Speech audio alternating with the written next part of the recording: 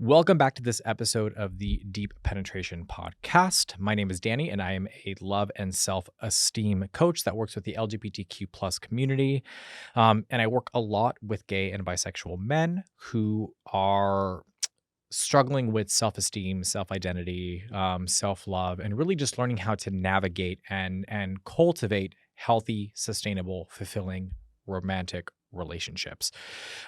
Even just relationships with self, right? If this is your first time visiting the podcast, hearing the podcast, seeing the podcast, welcome. Make sure you hit the subscribe button so that we can continue to have these very open and honest and candid conversations.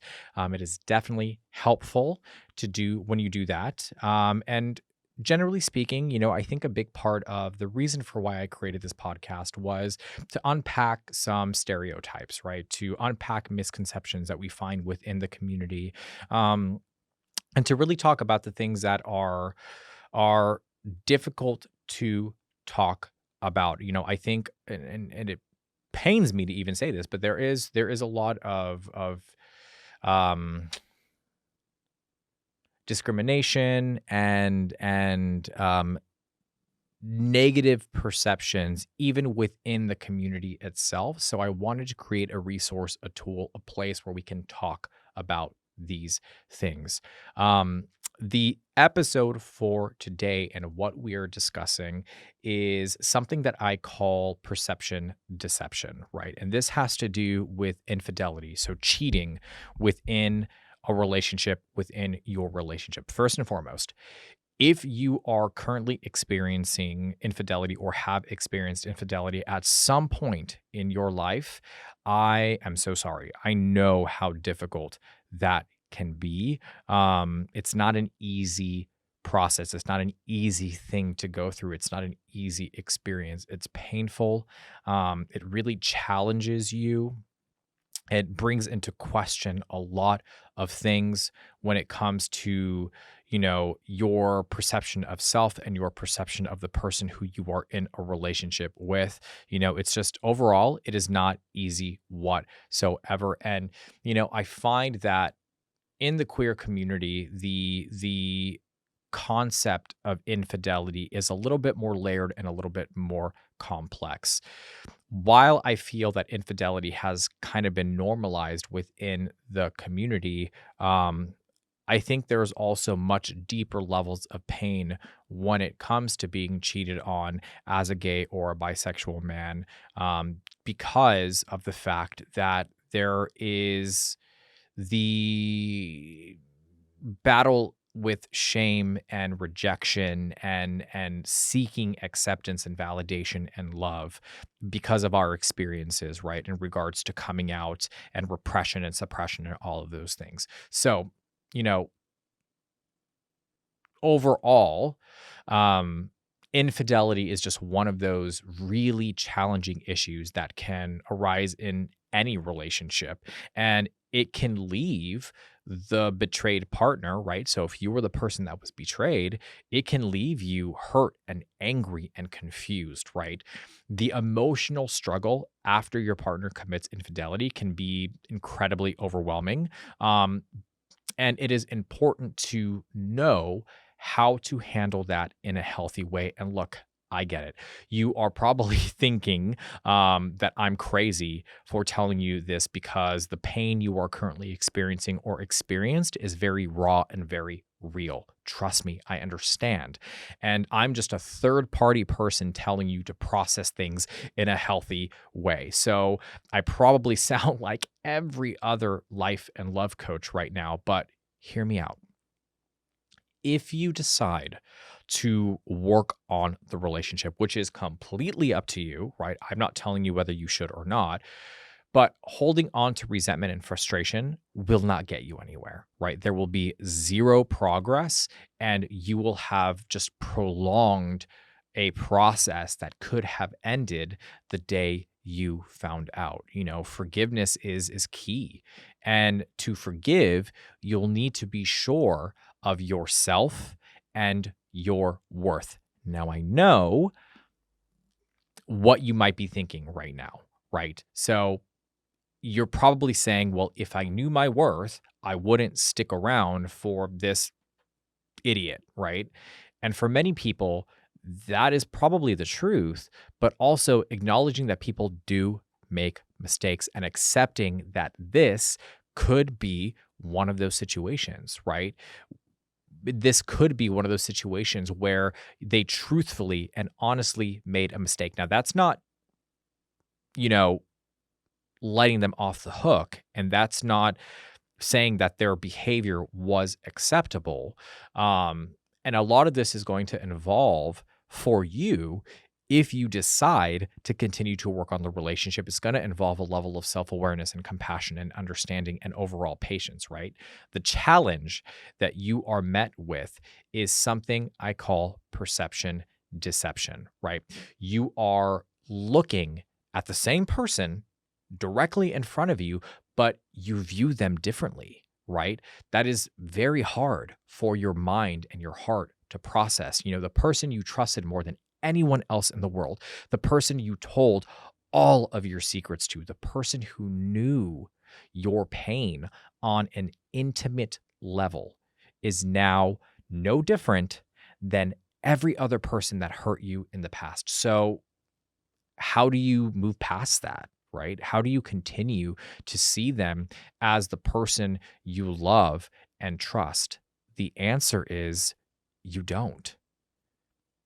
And I know that's hard to hear. And I know you're probably thinking to yourself, wait a minute, that took a turn that I wasn't expecting. But again, hear me out. They will have to. And the reason why I say that you don't have to trust them and love them the way that you did is because they will have to regain your trust and your love. But here's the thing.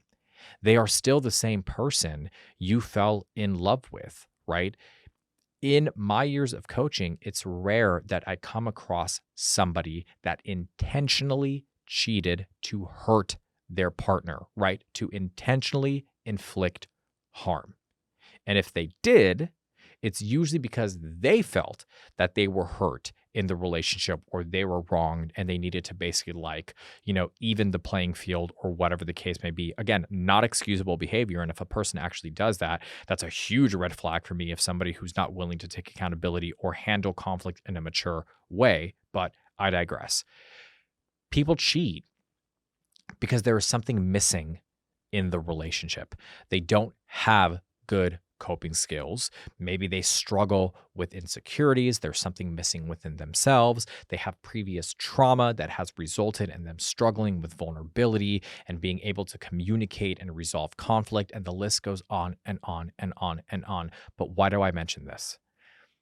The cheating is a symptom of the disease, not the disease itself. So someone who cheats can recognize the error of their ways and change. Look, I don't conform to or believe in this idea that once somebody is a cheater, they will always be a cheater, or the new version of it, which is, if they shenan once, they're going to shenan again. So, as a love and self-esteem coach, I have seen firsthand the devastating effects of infidelity on relationships. And while it's normal to experience a range of emotions and to after discovering infidelity, it's also important to take the steps to address these feelings and to work towards healing and forgiveness. Now, I say all of this with total awareness of the fact that you have to make a decision for you and what feels right for you. So if you know that on a mental, emotional level, you cannot forgive this person for cheating on you, that doesn't make you a bad person. That doesn't mean that you're broken or that you are being too harsh or whatever term you want to use. You just know that for yourself, that is your limit. And if that is your limit, that is your limit. But to then go and tell other people who decide to want to work on the relationship and try to heal from the infidelity that they're doing something wrong and that they're weak and that they should know their worth and all of these things is also not fair. Because what I have also come to find is that people who decide to stay and work on a relationship after infidelity have the most resolve, are very strong, are courageous, and have the ability to exercise patience like nothing I have seen before. And you can call it whatever you want. You can call it weakness. You can call it, you know, somebody not being super in love with themselves, having low self esteem, whatever it is. And hey, it's possible that those things might be involved here.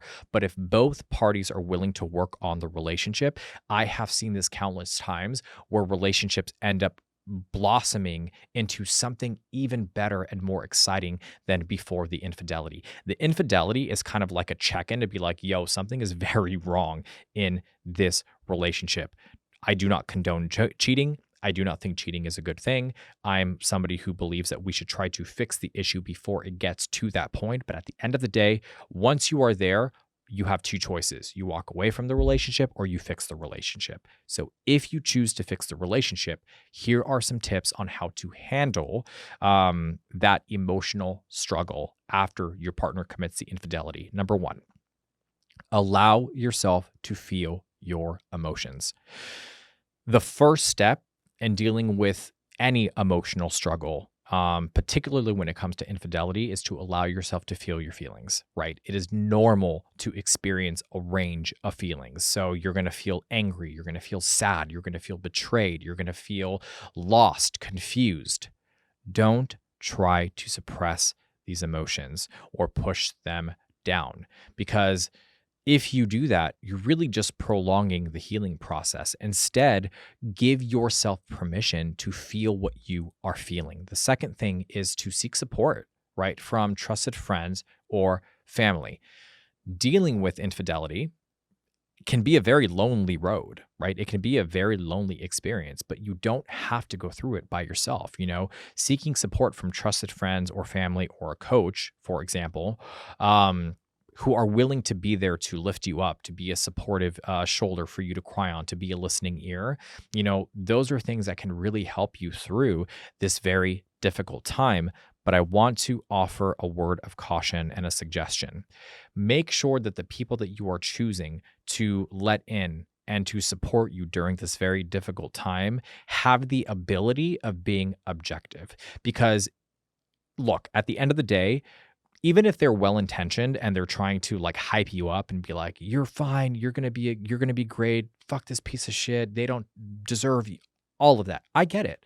They're trying they're being protective, and they're trying to show you that you can do better and all of those things. But that doesn't help you in the moment, because what you are processing is a range of very complex emotions. So having somebody that can be a little bit more objective in their thinking and not cause more confusion or stress for you is going to be very important. The third thing here is consider seeking professional help, right? So if you're struggling to cope with the emotional fallout of the infidelity and you're just trying to figure out how to move forward, talking to somebody who does this on a daily basis or who has a level of expertise in handling these types of situations can be incredibly beneficial. So, for example, a coach like myself, but even maybe a therapist if it has to do with more deeper emotional traumas that you're trying to work through so that you can actually cultivate a healthy relationship moving forward.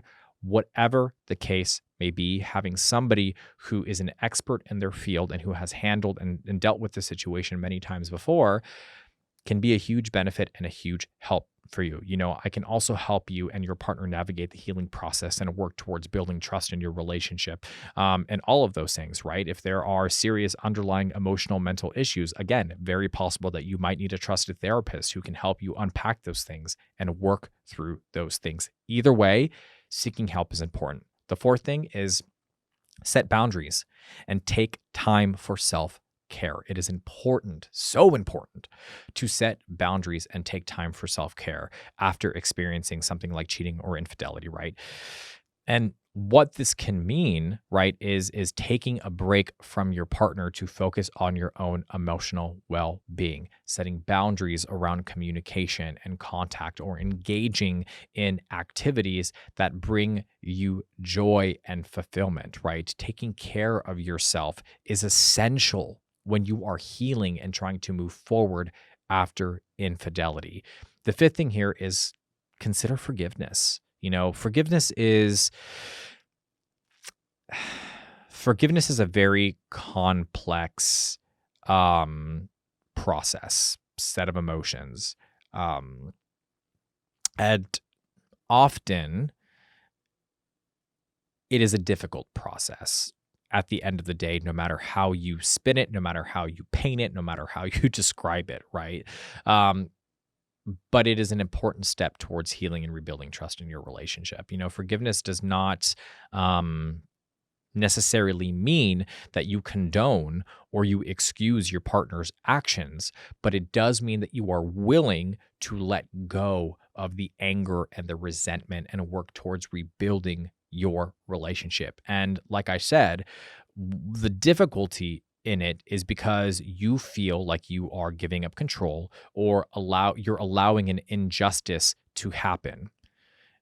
But the reality of the situation is you're going to need that forgiveness. You're going to need to be able to move past the action itself in order to start to build trust. And that's going to take time.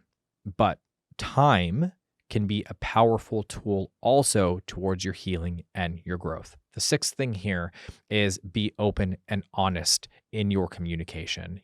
Honest communication is essential for rebuilding trust in a relationship after infidelity. One of my favorite all-time writers, public speakers, just inspirational people is Brene Brown, and she says clarity is kindness, and there are no truer words that have ever been spoken. And in my years as a coach and working with people, I think clarity is incredibly important. It's a cornerstone, right, of any relationship, whether it be a romantic relationship or a platonic relationship, interpersonal relationships in general. Being clear and concise with your needs, your expectations, and being kind in the delivery of those needs and expectations. And look, it can be difficult to have open and honest conversations or communication about what happened, especially if you're not the most skilled when it comes to communication, but it is necessary for healing and moving forward. So encourage your partner to be honest and open about their actions and feelings and be willing to listen without judgment. It may take time to rebuild trust, right? But honest communication is an important step in the right direction. And if communication is one of the biggest things that you struggle with, I would highly recommend the communication course that I created. I also created an infidelity course that helps you navigate this current situation. And, I think it is an incredible tool to give you some direction, to give you some hope, to give you some clarity, and to give you actionable steps that you can take right now to start to move forward in the right direction, because oftentimes you just don't want to feel stuck anymore. So if you want to get unstuck, I would highly recommend considering that, taking a look at that. The emotional struggle after your partner commits infidelity is incredibly overwhelming and challenging, right? But again, it's possible to work through these things, to work through these feelings, to move towards healing and growth. And remember to allow yourself to feel your emotions, right? To look for support from your friends and to your family, to consider seeking professional help, setting boundaries, setting aside time for self-care, and really considering forgiveness so that you can begin the process of healing and moving on and potentially rebuilding a better relationship than what you had before. There will always be people in your life that try to convince you that the decision that you are making is not the right decision, but you always have to listen to your heart and to your mind. Now, sometimes it's possible that you may not have clarity of mind in these situations, which is why it's important to have people that can view the situation objectively and give you good insight and guidance. But regardless, it is your life, it is your relationship, and it is your choice. So if you decide to work on the relationship, I commend you. I know how difficult that process can be, but there is always the potential for a better, more adventurous, beautiful, connected, loving relationship on the other side of it. And guess what? Even if it doesn't work, It doesn't mean that it's the end of the world. It doesn't mean that you'll never find another relationship. It doesn't mean that you won't find somebody else. These are all lessons learned, and you can utilize those lessons in your next relationship. I hope you guys found this episode helpful. Again, I know that this is a very touchy subject for a lot of people, so I hope that you were able to connect to the message. I always put polls at the end of my podcast just to hear what you guys have to say. There's also a question answer. Let me know if you're enjoying the podcast, any feedback that you may have. Again, love hearing from you guys. At the end of the day, it's a conversation between us, right? It's a conversation between two people. And I'm here for you. If you need help, if you need support, if you need anything, you let me know. I have multiple different platforms that you can reach me at. I have my TikTok, my Instagram, my website, the YouTube, this podcast. So you can find me, right? I will provide you with my contact information. I'll provide you with all the information that you need in the bio of this podcast. And yeah, I look forward to seeing you guys in the next episode. Thanks for sitting down and having a chat with me, and allowing yourself to really be vulnerable and listen. See you guys in the next episode.